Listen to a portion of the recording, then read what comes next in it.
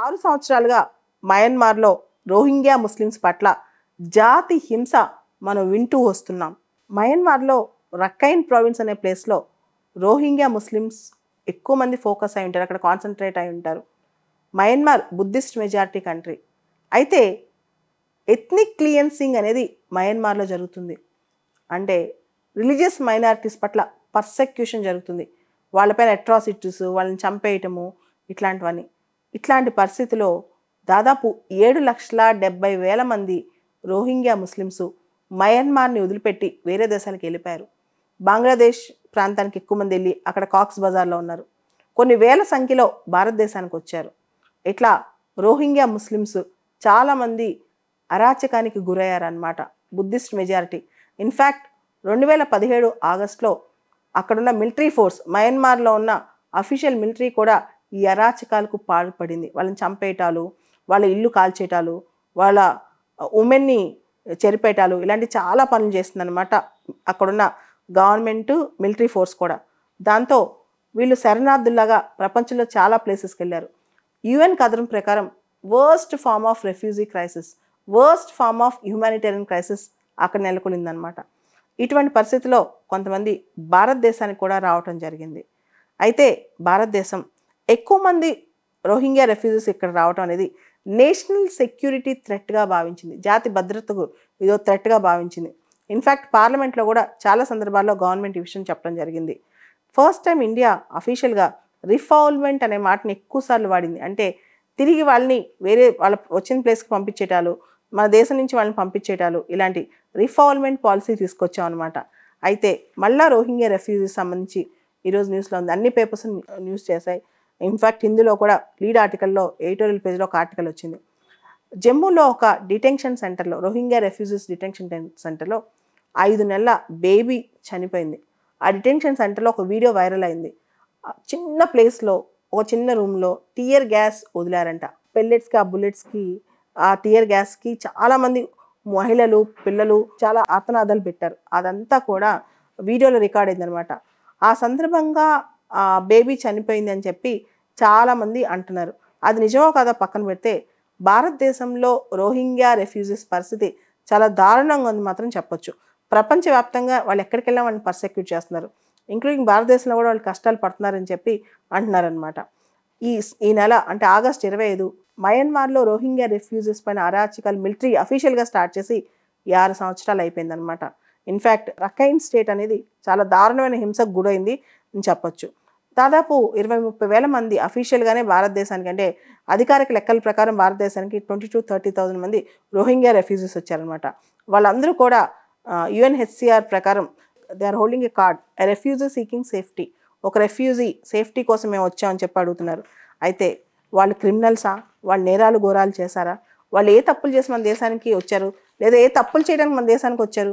ఇవన్నీ పెద్ద క్వశ్చన్స్ అనమాట. వాళ్ళు పర్సెక్యూషన్ గురైన వాళ్ళు. ఎథ్నిక్ క్లియన్సింగ్, ఒక జాతి ఇంకో జాతే భూమి మీద ఉండకూడదు, మా మెజారిటీ జాతి ఉండాలి, మైనారిటీ జాతి అంతా మన దగ్గర ఉండకూడదు అని చెప్పి ఎథ్నిక్ క్లియన్సింగ్. మీరు చూస్తే ఇది హిట్లరు జూయిష్ పట్ల, యూదుల పట్ల చేసిన పాలసీ ఇది. అలానే రువాండాలో జరిగింది ఎథ్నిక్ క్లియన్సింగ్. ఒక జాతిని అంతమొందించే ప్లాన్ అని చెప్పి చాలామంది అంటున్నారనమాట. రోహింగ్యా రెఫ్యూజీస్ని ఇలా పర్సెక్యూట్ చేయడం అనేది.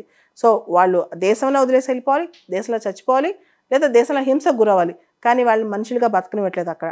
అయితే భారతదేశంలో మన దేశాన్ని శరణార్థులకు అన్నపూర్ణ అంటుంటాం. ఇన్ఫ్యాక్ట్ మొదటి నుంచి మనం చూస్తే Chakma refugees, Tamil refugees, Jewish refugees, Tibetan refugees అందరినీ వెల్కమ్ చేసాం. కానీ రోహింగ్యా రెఫ్యూజీస్లో విషయంలో మాత్రం మనం కొంచెం కఠినంగా ఉంటున్నామని చెప్పాలి.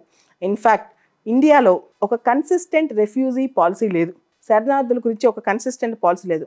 India is not signatory of 1951 refugee convention. 1951 refugee convention కానీ 1967 రెఫ్యూజీ ప్రోటోకాల్ కానీ ఇండియా సంతకం పెట్టలేదు. దాంతో ఎడ్హాకిజం ఫాలో అవుతుంది. రెఫ్యూజీ పాలసీలో ఒక్కొక్క విధానం ఒక్కొక్కసారి అవలంబిస్తుంది అనమాట. ఇన్ఫ్యాక్ట్ ఇల్లీగల్ ఇమిగ్రెంట్స్గా వాళ్ళని ట్రీట్ చేస్తుంది. మనకి ఒక చట్టం ఉంది, ఫారినర్స్ యాక్ట్ 1946. ఈ ఫారినర్స్ యాక్ట్ 1946 ప్రకారం రెఫ్యూజీస్ని ఏం చేస్తుందంటే అక్రమంగా భారతదేశానికి వచ్చిన వాళ్ళని అని చెప్పేసి అన్చెక్డ్ ఎగ్జిక్యూటివ్ పవర్స్, కంప్లీట్గా చాలా బ్రూటల్ పవర్స్ వాళ్ళ మీద వాడుతున్నారు. ఇన్ఫ్యాక్ట్ వాళ్ళని డిటైన్ చేయటము, వాళ్ళని హరాస్ చేయటము, వాళ్ళని ఇంప్రిజన్ చేయటము, వాళ్ళని కన్ఫైన్ చేయటము, వాళ్ళని డిపోర్ట్ చేయటం అని చేస్తున్నారనమాట. మీరు కొన్ని ప్రాంతాలు జమ్మూలో కానీ ఢిల్లీలో కానీ ఈ రోహింగ్యా డిపోర్టేషన్స్, రోహింగ్యా సెంటర్స్ చూస్తుంటే, రోహింగ్యా రెఫ్యూజీ సెంటర్స్ క్యాంప్స్ చూస్తాం కదా, చిన్న చిన్న పిల్లలు కూడా వాళ్ళ తల్లులు కూడా హింసకు గురవుతున్నారు. అసలు ఆ పిల్లలు ఇక్కడే పుట్టి వాళ్ళకి బాల్యం అంటే ఏంటో తెలియట్లా. 4 గోడల మధ్య ఆ డిపోర్టేషన్ సెంటర్లో మామూలు పిల్లలాగా బయటకు వచ్చి ఆడుకునే పరిస్థితి కూడా లేదు. భారతదేశం, India is signatory of child rights convention, UN child rights convention. Article 6 of UN child rights convention ఏం చెప్తుందంటే every child has inherent right to life, right to survival and right to development. కానీ అది మనం కాల రాయట్లేదు అని చెప్పి చాలామంది question చేస్తున్నారు. ఇన్ఫ్యాక్ట్ మనం చెప్పాలి అంటే article 6 of child rights convention దాకా ఎందుకు, ఇండియాలో ఆర్టికల్ 21 ఉంది, right to life to every person. ప్రతి ఒక్క వ్యక్తికి భారతదేశంలో జీవించే హక్కు ఉంది. అది భారత పౌరుడైనా విదేశీయుడైనా ఎవరికైనా సరే. కానీ మనం చూస్తే భారతదేశంలో దాదాపు కొన్ని వందల సంఖ్యలో 500-600 మంది రెఫ్యూజీస్, రోహింగ్యా రెఫ్యూజీస్ డిటెన్షన్ క్యాంప్స్లో మగ్గుతున్నారు. ఆల్మోస్ట్ జైల్స్ లాంటి సర్కమ్స్టెన్సెస్. వాళ్ళు ఏం తప్పు చేయలేదు కదా, వాళ్ళు జైలు లాంటి పరిస్థితులు ఎందుకున్నారు. కొంతమంది అయితే పిల్లల్ని, రోహింగ్యా రెఫ్యూజీస్ పుట్టిన పిల్లల్ని జూనైల్ జస్టిస్ యాక్ట్ కింద వాళ్ళని పేరెంట్స్ నుంచి సపరేట్ చేసి జూనైల్ కేర్లో పెడుతున్నారు సపరేట్గా. ఇది అన్యాయం కాదా? వాళ్ళ బాల్యాన్ని మనం కాల రాయట్లేదు అనేది క్వశ్చన్ అనమాట. సో కొన్ని ఆర్టికల్స్లో చెప్పేది ఏంటంటే రోహింగ్యాస్ పుట్టిన పిల్లల్ని, వాళ్ళు ప్రైమరీ కేర్ గివర్స్ని ఆ డిటెన్షన్ క్యాంపులోంచి కొంత బయట పెట్టి వాళ్ళని సేఫ్గా, ఆ పిల్లల్ని హ్యాపీగా బతికే అట్లీస్ట్ వాళ్ళ బాల్యాన్ని అనుభవించే శక్తి వాళ్ళకి ఇవ్వాలి, ఆ ప్రొవిజన్స్ వాళ్ళకి ఇవ్వాలి. అదేవిధంగా 2011లో ఈ రెఫ్యూజీస్ సంబంధించి భారతదేశం ఇంటర్నల్ గైడ్లైన్స్ కొన్ని చేసింది. దాని ప్రకారం ఒక డిటెన్షన్ క్యాంప్లో కానీ ఎక్కడైనా ఉన్న రెఫ్యూజీ 6 నెలల పాటు సత్ప్రవర్తన చూపిస్తే, గుడ్ బిహేవియర్ చూపించి లోకల్గా షూరిటీ ఉంటే ఆ వ్యక్తిని బయటకు వదిలి కొంచెం ఆ వ్యక్తిని బయట ప్రపంచంలో బతికే విధానం అవకాశం కల్పించాలన్నమాట. ఇది కనీస మానవ హక్కు. కానీ ఇటువంటి హక్కులు కూడా మనం కాలు రాస్తున్నాం అని చెప్పి కొంతమంది అంటున్నారు. మొత్తానికి రెఫ్యూజీ సమస్య అనేది చాలా పెద్ద సమస్య ప్రపంచవ్యాప్తంగా. ఆ బాధ చాలా వర్ణాతీతం. No state owns them. Statelessness అనమాట. సిటిజన్షిప్ పోతుంది, వాళ్ళకి సిటిజన్షిప్ అనేది ఉండదు, స్టేట్ ఓన్ అవ్వదు, వాళ్ళకి స్టేట్ మా పౌరుడని ఒప్పుకోదు అనమాట. అదే basic thing. And one more important thing, nobody readily leaves their home unless home becomes a mouth of a shark. ఎవరు కూడా వాళ్ళ పుట్టినిల్లు పుట్టినూరు వదిలేసి ఇంకో దేశానికి శరణార్థం అంటూ వెళ్ళరు. ఆ హోమ్ అంతకంటే అరాచకంగా ఉంటే తప్పితే. అటువంటి వాళ్ళని మన దగ్గరకు వస్తే మనం ఇంకా హింసించాలా క్వశ్చన్. తప్పదు.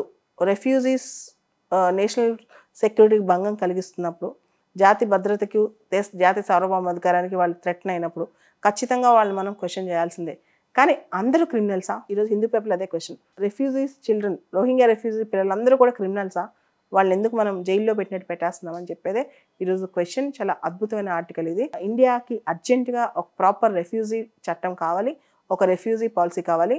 1951 రెఫ్యూజీ కన్వెన్షన్ ఇండియా సైన్ చేయలేదు. 1969 రెఫ్యూజీ ప్రోటోకాల్స్ కూడా ఇండియా సైన్ చేయలేదు. దీని గురించి కూడా ఇండియా ఆలోచించాలి.